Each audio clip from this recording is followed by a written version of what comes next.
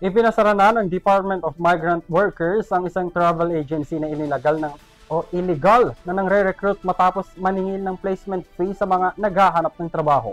Bukod dito, hindi rin nakaligtas sa closure order ang isang lisensyadong recruitment agency na kakuntsabaw mano ng nabanggit na illegal na travel agency. Narito si Alvin Pelobello. From the Siyempre sa yung pinapasahan nyo. Ikaw tumanggap ng pera, ma'am. May karapatan po kayong manahimik.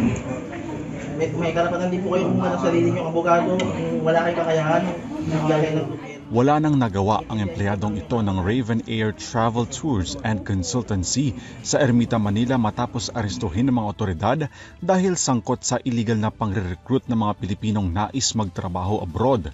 Ang naturang travel agency hindi raw otorisadong mang-recruit ng mga aplikanteng naghahanap ng trabaho sa ibang bansa.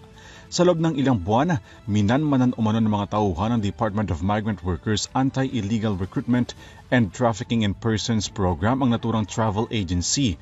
Napag-alaman daw ng DMW na ipinapasa sa travel agency na ito ang mga aplikante ng isang lisensyadong recruitment firm na Reliable Recruitment Corporation na nakabase rin sa Ermita, Maynila. Ayon sa DMW, hindi maaaring ipasa ng isang recruitment agency ang job order sa ibang travel agency. Ang kanilang mga pangako ay para sa mga trabaho sa Poland. No? So ang kanilang ino-offer ay mga fruit pickers, factory workers, drivers, at kung ano-ano pang mga trabaho. Pero yun nga, ito ay sa pakikipagkuntsaba nila doon sa isang recruitment agency. Ang job order lang niya ay para sa mushroom pickers lang. So pinagbabawal natin ito dahil nailalagay sa delikado yung ating mga manggagawa. Ang isa sa mga biktima ang OFW na si Jana.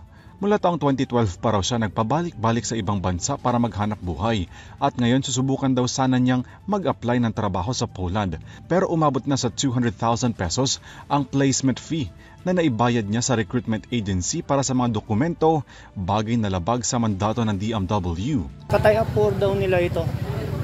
Yung ibang nag-apply po, dito nila pinag-orient. Nung marami na pong nagre-reklamo po na hindi na sila nakakalis, tapos lagi kaming nare-refuse sa Poland Embassy po.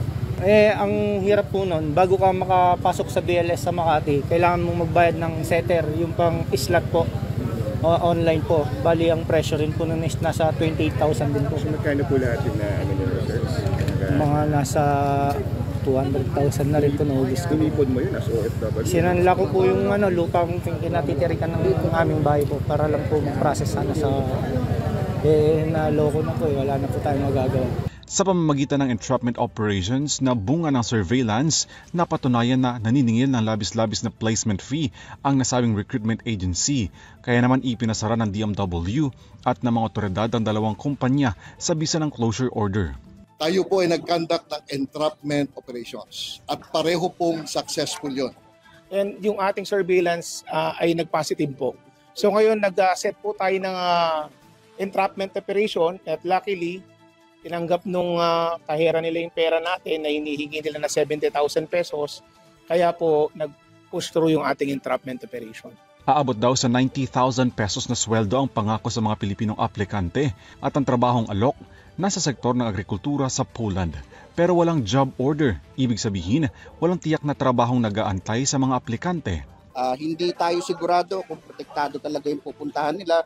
Tapos yung mga manggagawa rin, yung mga aplikante natin, hindi rin sigurado na makakaalis sila dahil walang job offer, walang job order na galing dun sa country of employment nila. Malalaman natin yon kung talagang may trabaho dahil yung job orders ay nakarehistro sa ating database. Kapag hindi nakarehistro yung kanilang job order, katulad ng ginagawa nitong ahensya na ito, ay malamang illegal recruitment. Naharap ngayon sa Anti-Trafficking in Persons Act ang nasa likod ng illegal na pagre-recruit sa mga Pilipinong naghahanap ng trabaho sa ibang bansa.